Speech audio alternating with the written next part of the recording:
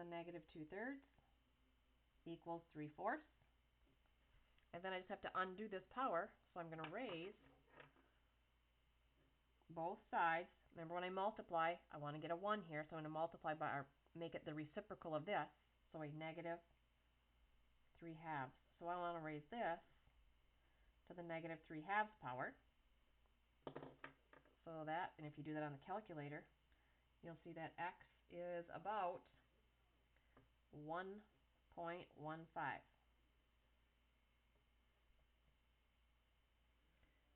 And I found the equation of the tangent line here. I don't think you have to though, but so I'm going to leave that alone.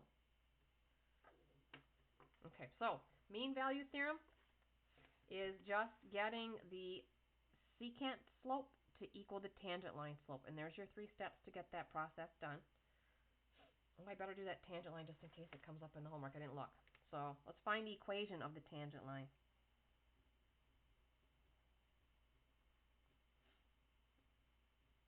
We've done this many, many times this semester. You can guarantee this will be on your exam coming up in a few weeks. But we've got the slope of our tangent line, and we've got almost have a point on the tangent line. The point, we know the x value is 1.15, and if I plug that in to the equation, because it's on this equation also, 1.15 to the 1/3, I will get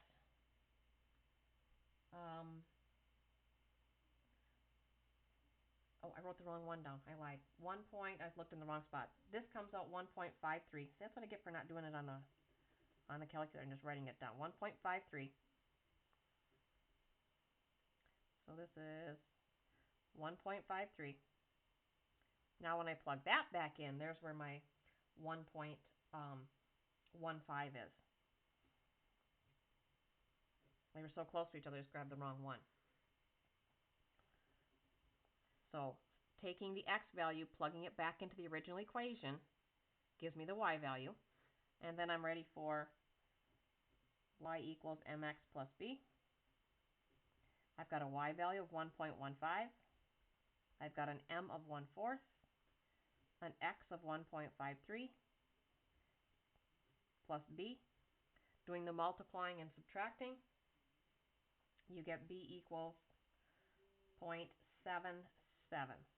So the equation of that tangent line is y equals 1/4 x plus 0.77. Okay. So mean value theorem, not too challenging. We are going to hit this hard tomorrow and look at other conditions where you also find a C.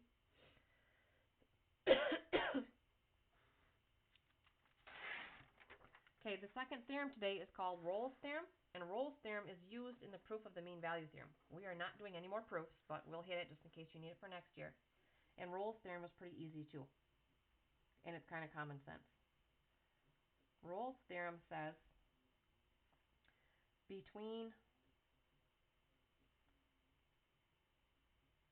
two consecutive zeros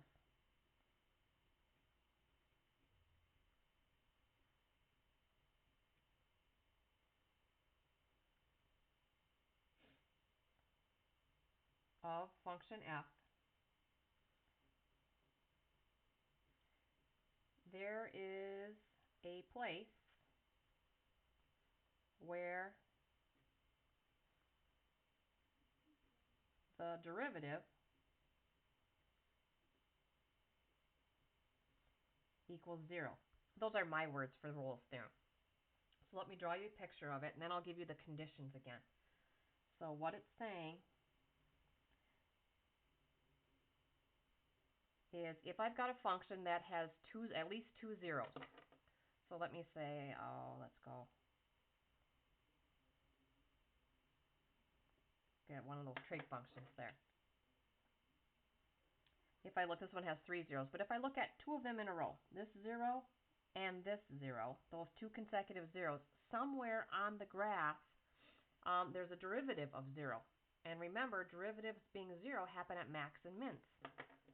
So that would mean right here, because my tangent line would be horizontal, making its slope 0, so its derivative would be 0. And then same thing here. Here I've got two consecutive zeros in this interval. And what it's saying is somewhere in between these two zeros, the derivative should also equal 0. And again, that happens at maxes and mins. So it would be right there. Okay, so that's my definition of Rolle's theorem. Common sense, easy way to understand it. So what the book's definition is, it gives you the conditions. So if, first condition, there's three conditions for Rolle's theorem. If f is differentiable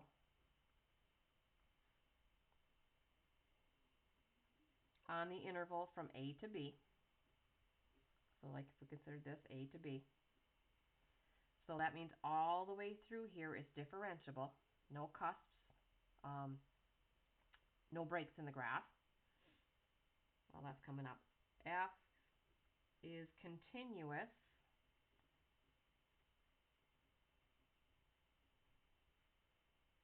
at a and b.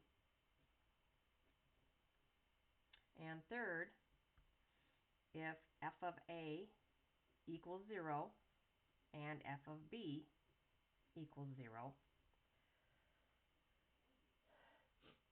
So not only do the 2 points have to exist, they have to be zeros. So we have to be between two consecutive zeros, and the whole graph has to be differentiable in between them. If those three things are happening, then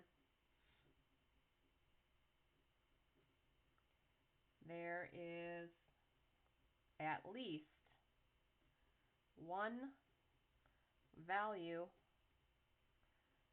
of c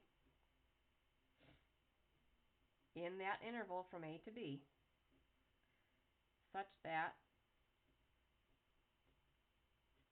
the derivative of f is 0. Okay.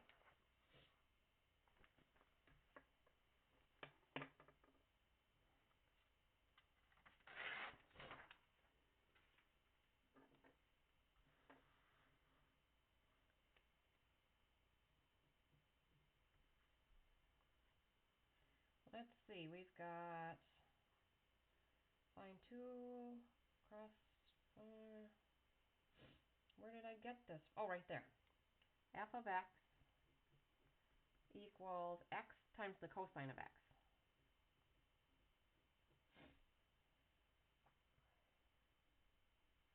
I want you to find, sketch, and find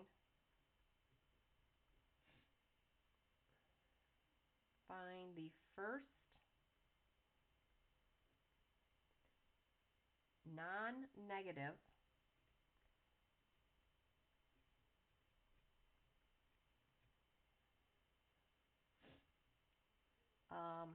x value interval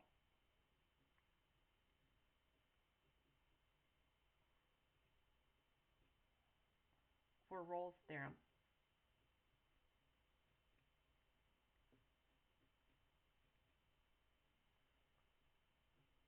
Then once you find the interval, I want you to find the c value for Rolle's theorem.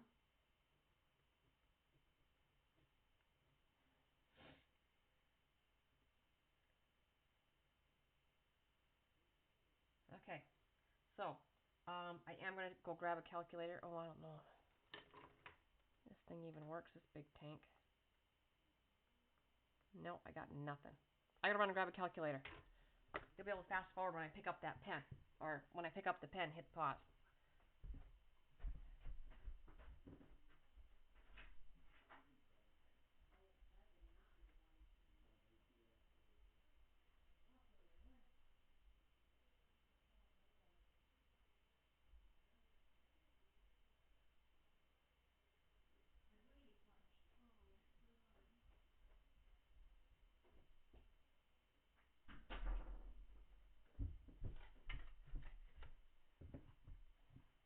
Okay. Alright, I'm check my mode, radian, x, cosine x. I'm going to do a zoom trig.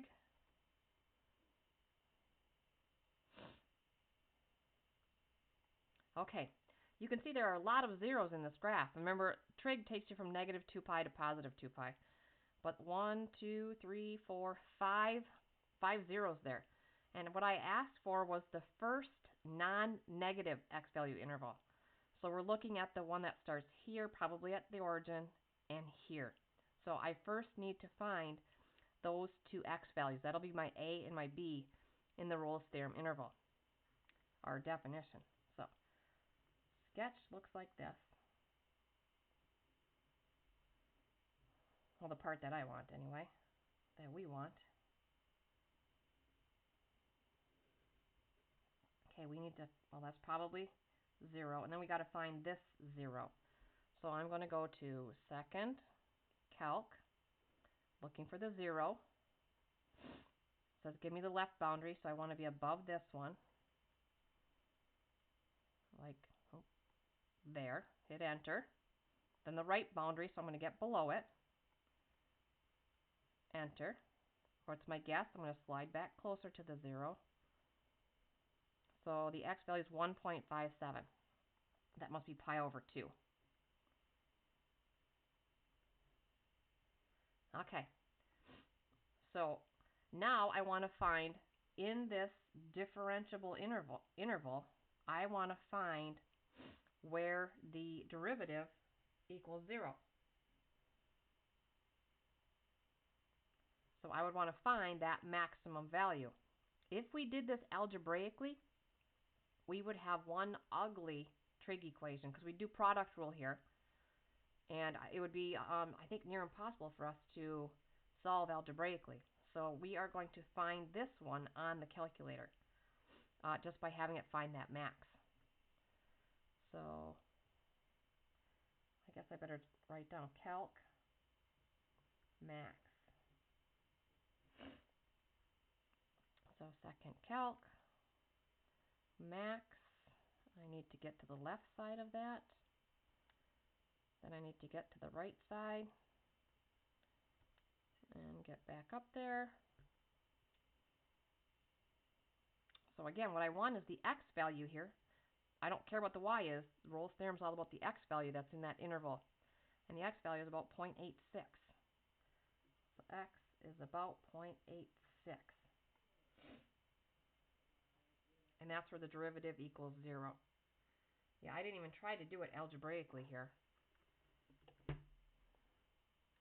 I don't know if we could have done it or not.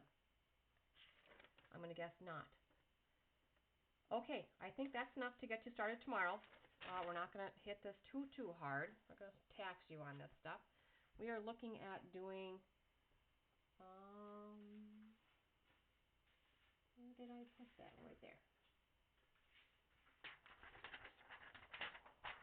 Page 208, Quickie 1 through 8, and then 1 through 10. And that's it.